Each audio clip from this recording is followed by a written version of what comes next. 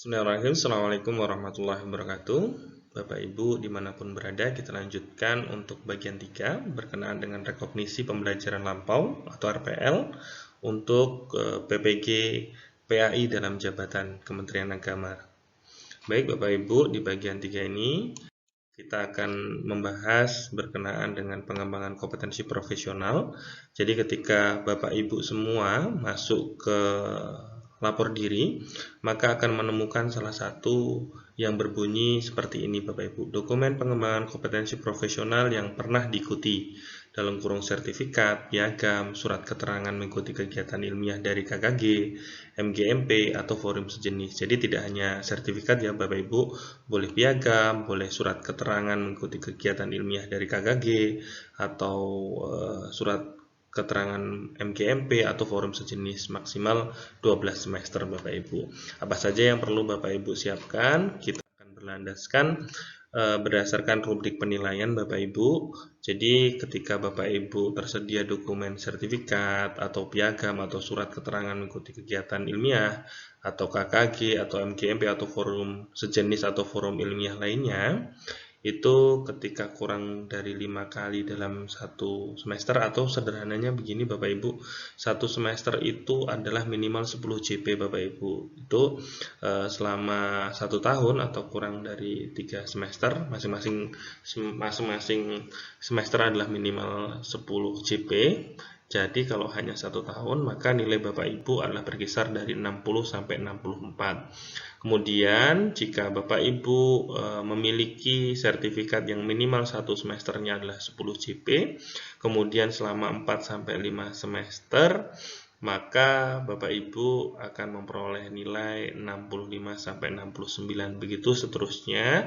Jika Bapak Ibu memiliki masing-masing atau minimal satu semesternya itu minimal 10 JP, maka Bapak Ibu selama 12 semester maka akan memperoleh nilai berkisar antara 85 sampai 100. Jadi silahkan Bapak Ibu dilengkapi untuk dokumen pengembangan kompetensi profesionalnya, bisa berupa sertifikat atau piagam atau surat keterangan mengikuti kegiatan ilmiah, KKG, MGMP atau forum sejenis atau forum ilmiah lainnya, sehingga nanti bisa mengakomodir minimal 1 semester adalah 10 JP Bapak Ibu.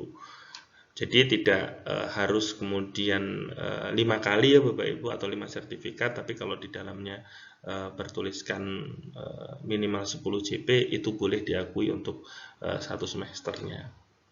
Kemudian Bapak Ibu, ini adalah rinciannya. Jadi aktivitasnya adalah sesuatu kegiatan yang kemudian sebagai peningkatan kompetensi bidang studi Bapak Ibu, yang fokus pada bidang studi. Tentunya di sini Bapak Ibu akan dikukuhkan nantinya menjadi guru profesional bidang studi PAI, maka ya berkaitan dengan bidang studi PAI Bapak Ibu. Jadi dokumennya seperti yang di rubrik tadi Bapak Ibu, yaitu berkenaan dengan sertifikat, piagam atau surat keterangan mengikuti kegiatan ilmiah, KKG, MGMP atau forum sejenis atau forum ilmiah lainnya Bapak Ibu, yang kemudian bisa ditunjukkan dalam bentuk dokumen.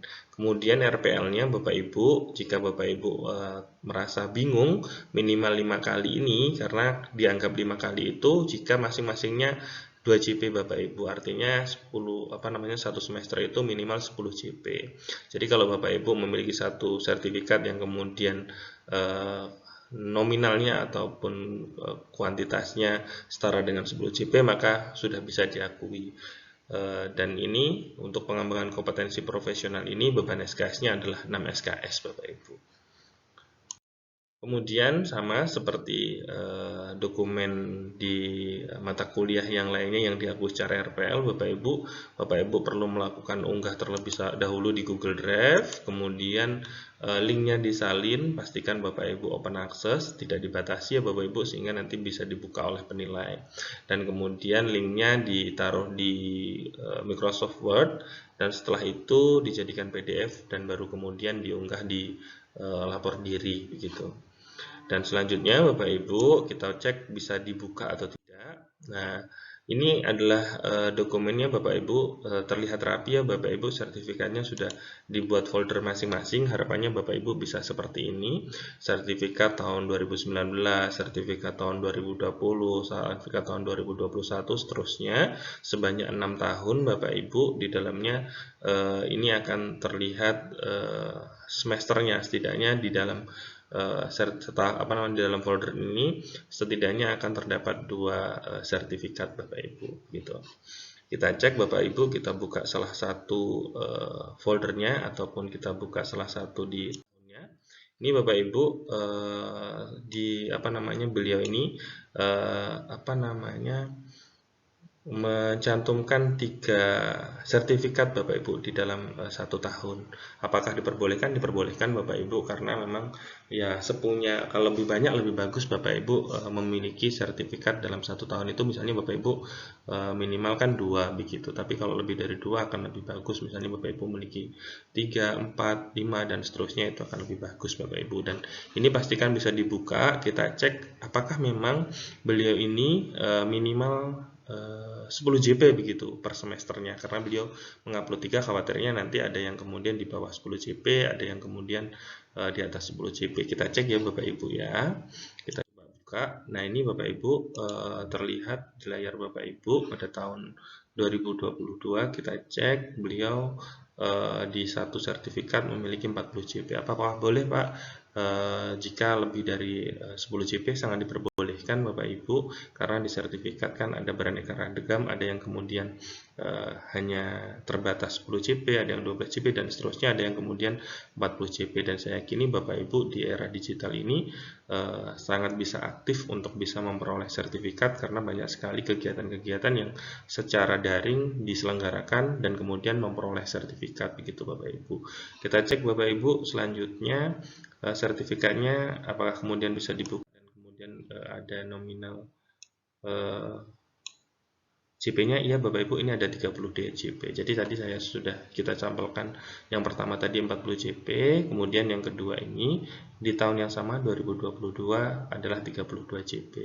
Artinya ini terpenuhi Bapak Ibu, harapannya bisa memenuhi setiap tahunnya minimal 2 sertifikat atau 1 semesternya minimal 1 sertifikat dengan dengan JP-nya adalah minimal 10 JP. Begitu ya Bapak Ibu. Mudah-mudahan bisa dipahami Bapak Ibu berkenaan dengan pengembangan kompetensi profesional ini.